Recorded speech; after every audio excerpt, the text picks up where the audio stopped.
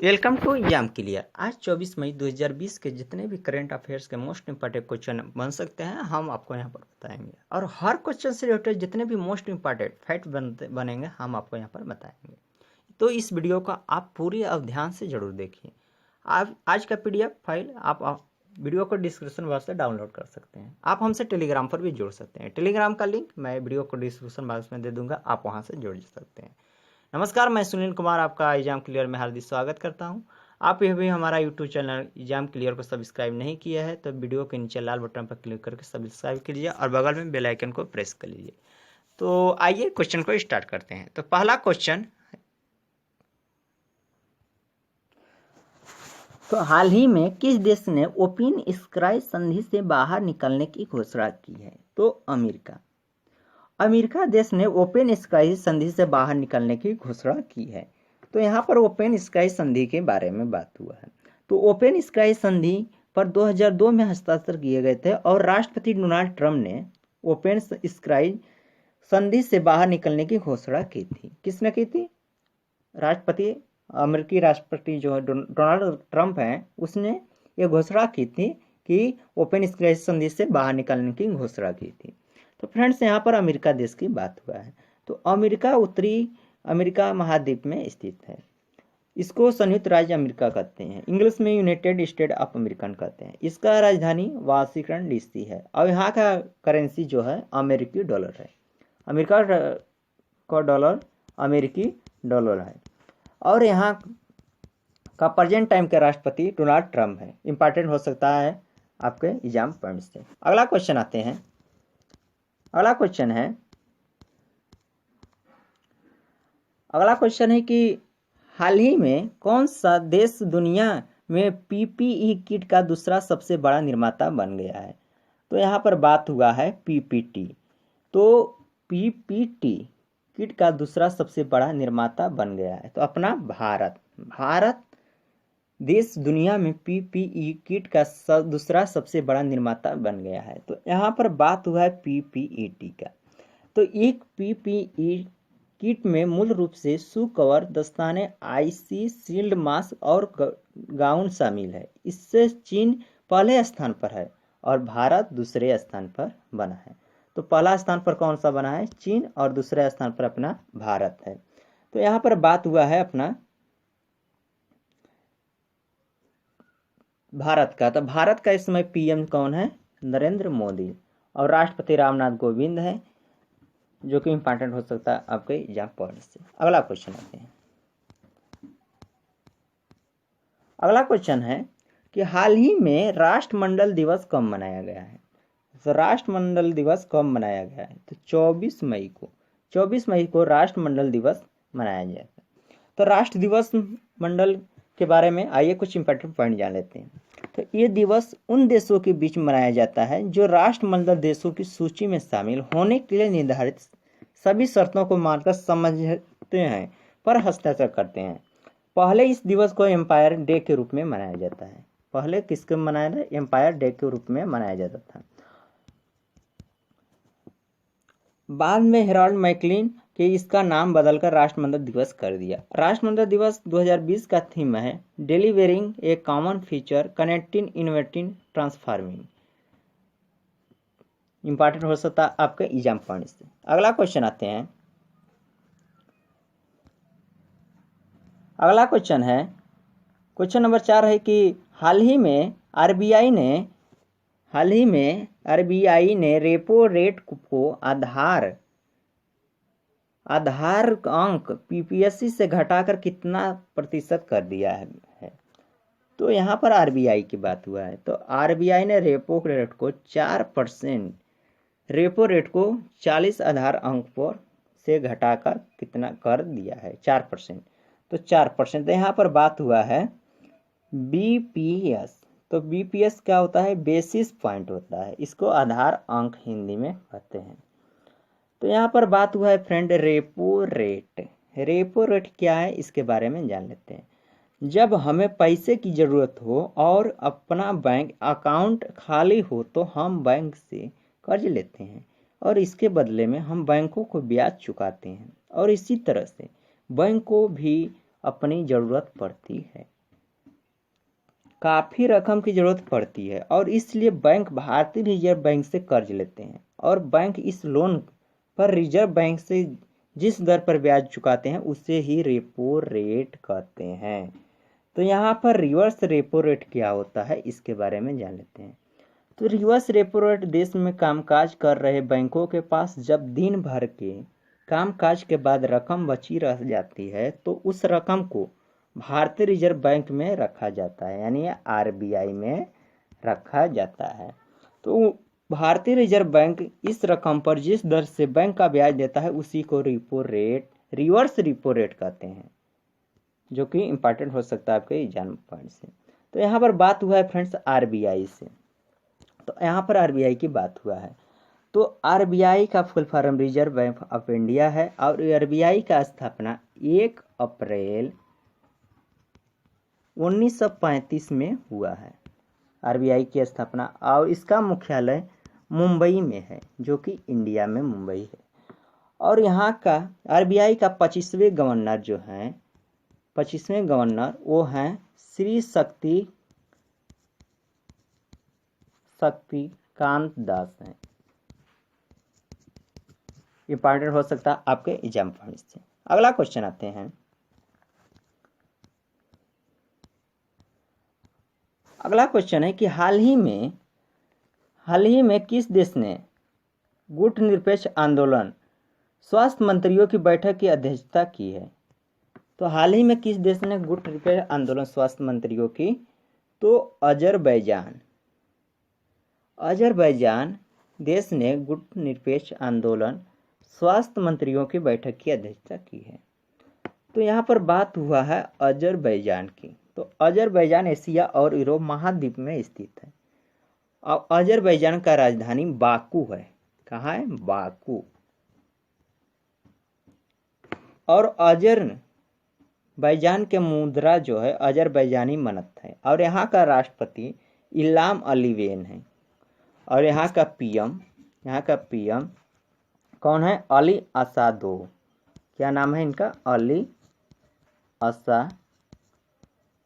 असादो। Important हो सकता है आपके एग्जाम पॉइंट से। अगला क्वेश्चन आते हैं। तो अगला क्वेश्चन है कि हाल ही में वरिष्ठ नागरिक के लिए प्रधानमंत्री वंदना योजना को कब तक के लिए बढ़ा दिया गया है? तो यहाँ पर बात हुआ है प्रधानमंत्री वय वंदना योजना को कब तक के लिए बढ़ा गया है? तो 2023। ऑप्शन ए इसका आंसर करेक्ट हो जाएगा। तो यहाँ पर बात हुआ है प्रधानमंत्री वय वंदना योजना क्या होता है इसके बारे में इंपॉर्टेंट पॉइंट जान लेते हैं। तो प्रधानमंत्री वय वंदना योजना में न्यूनतम 60 साल के वरिष्ठ नागरिक और ग्राहक अधिकतम 15 लाख रुपये तक निवेश कर सकते हैं। इंपॉर्टेंट हो सकता है आपके एग्जाम पॉइंट से। अगला क्वेश्चन आते हैं। अगला क्वेश्चन है कि हाल ही में किस राज्य के ब्रेक द चेन कार्टून अभियान शुरू किया गया है? तो ब्रेक द चेन कार्टून अभियान शुरू किया गया है तो केरल।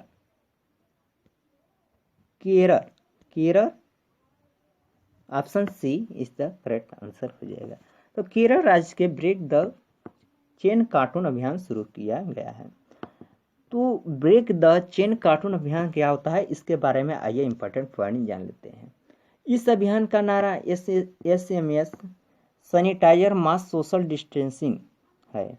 इस अभियान का उद्देश्य अपने हाथों को सैनिटाइजर से साफ करना और अपने मुंह पर मास्क लगाना और सोशल डिस्टेंसिंग का ध्यान रखने के लिए लोगों को जागरूक करना होता है। तो फ्रेंड्स यहाँ पर केरल राज्य की बात हुआ है। तो केरल राज्य की राजधानी तिरुवनंतपुरम है और यहाँ का CM पिनराई विजयन है जो कि भारतीय कम्युनिस्ट पार्टी से हैं और यहाँ का गवर्नर आरिफ मोहम्मद खान है। कौन है? आरिफ मोहम्मद खान है। और केरल की बात हुआ तो केरल के उच्च न्यायालय के मुख्य न्यायाधीश S मणिकुमार हैं और केरल के 2 पड़ोसी राज्य हैं तमिलनाडु और कर्नाटक। इंपॉर्टेंट हो सकता है आपके एग्जाम पॉइंट से। अगला क्वेश्चन आते हैं। तो अगला क्वेश्चन है कि हाल ही में किसने हरित ऊर्जा उपकरण के आयात शुल्क में 20% की वृद्धि की है? तो हरित ऊर्जा उपकरण में के आयात शुल्क में 20% की वृद्धि हुई है। तो निर्मला सीतारमण, ऑप्शन ए इसका करेक्ट आंसर हो जाएगा। तो निर्मला सीतारमण ने हरित ऊर्जा उपकरण की आयात शुल्क में 20% की वृद्धि की है। तो यहाँ पर हरित ऊर्जा उपकरण की बात हुआ है। तो हरित ऊर्जा उपकरण के बारे में इंपॉर्टेंट पॉइंट जान लेते हैं। इसका उद्देश्य उपकरणों के स्थानीय विनिर्माण को चलाना और कम गुणवत्ता वाले चीनी उपकरणों को आयात से कम करना। फ्रेंड्स, यहाँ पर सीतारमण की बात हुआ है। तो सीतारमण हमारे देश के वित्त मंत्री हैं, जो कि इंपॉर्टेंट हो सकता है आपके एग्जाम पॉइंट से। अगला क्वेश्चन आते हैं।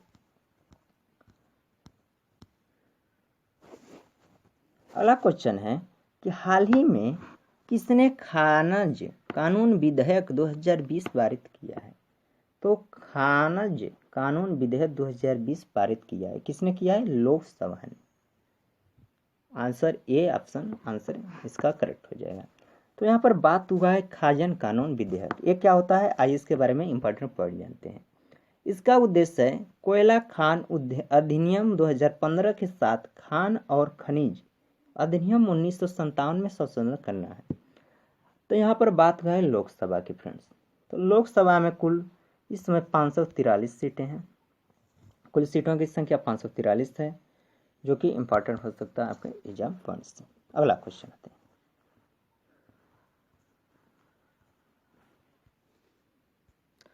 अगला क्वेश्चन है कि हाल ही में टेनिस खिलाड़ी एसल जान कपूर का निधन हुआ है, वो किस देश के थे? तो टेनिस खिलाड़ी यानी एसल जान कपूर यानी ऑस्ट्रेलिया। ऑप्शन बी इसका करेक्ट आंसर हो जाएगा। तो ऑस्ट्रेलिया के जो टेनिस खिलाड़ी एसल जान कपूर हैं, उनका निधन हो गया। तो यहाँ पर बात हुआ है ऑस्ट्रेलिया की। तो ऑस्ट्रेलिया का राजधानी कैनबरा है। कहाँ है? कैनबरा। और यहाँ का करेंसी ऑस्ट्रेलिया का करेंसी क्या है? डॉलर है। और यहाँ का प्रधानमंत्री स्कॉट मॉरिसन है, जो कि इंपॉर्टेंट हो सकता है आपके एग्जाम पॉइंट से। अगला क्वेश्चन आते हैं। अगला क्वेश्चन है कि हाल ही में पतंजलि ने किस नाम से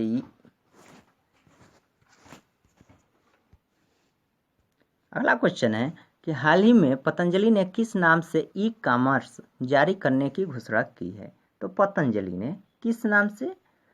तो ऑर्डर मी से पतंजलि ने कॉमर्स जारी करने की घोषणा की है। तो ऑप्शन ए इसका करेक्ट आंसर हो जाएगा। तो यहाँ पर बात हुआ है पतंजलि की बात हुआ है। तो पतंजलि आयुर्वेद की स्थापना 2006 में हुआ है और यहाँ का मुख्यालय हरिद्वार में है,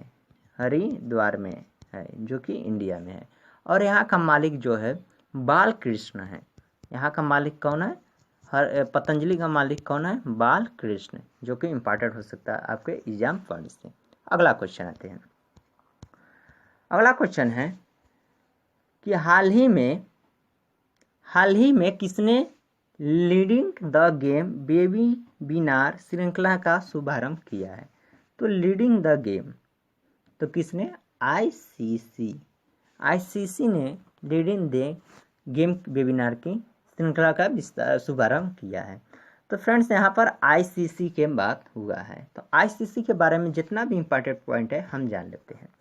तो आईसीसी विश्व में क्रिकेट के खेल को आईसीसी रेगुलेट करता है और आईसीसी का full form international cricket council होता है। हिंदी में अंतर्राष्ट्रीय क्रिकेट परिषद कहते हैं। और आईसीसी की स्थापना 15 जून 1909 में हुआ है और आईसीसी का मुख्यालय दुबई में है। आईसीसी का मुख्यालय दुबई, संयुक्त अरब अमीरात में है। और यहाँ का आईसीसी का सीईओ मनोज साहनी है और अध्यक्ष शशांक मनोहर है, जो कि इंपॉर्टेंट पॉइंट हो सकता है आपके एग्जाम पॉइंट से। अगला क्वेश्चन आते हैं। तो फ्रेंड्स, ये आपके लिए क्वेश्चन ऑफ डे रहेगा और आप इसका आंसर कमेंट बॉक्स में कमेंट करके इसका आंसर बताइएगा। वीडियो कैसा लगा है आप इस वीडियो को कमेंट बॉक्स में कमेंट करके बताइएगा। आपका कोई भी डाउट हो और लाइफ से कोई भी प्रॉब्लम हो आप हमें कमेंट बॉक्स में कमेंट करके ज़रूर बताइए। वीडियो अच्छा लगा हो तो वीडियो को लाइक शेयर सब्सक्राइब करें और अपने दोस्तों में व्हाट्सएप ग्रुप और फेसबुक पर लिंक को शेयर करें और वीडियो को सब्सक्राइब करें। आज का टारगेट है 1000 प्लस लाइक, 1000 प्लस लाइक का टारगेट है, आप इसको पूरा करें। तो मैं सुनील कुमार गुप्ता आपसे विदा लेता हूँ। मिलते हैं अगले दिन अगले वीडियो के साथ और अगले करंट अफेयर्स के साथ। धन्यवाद दोस्तों।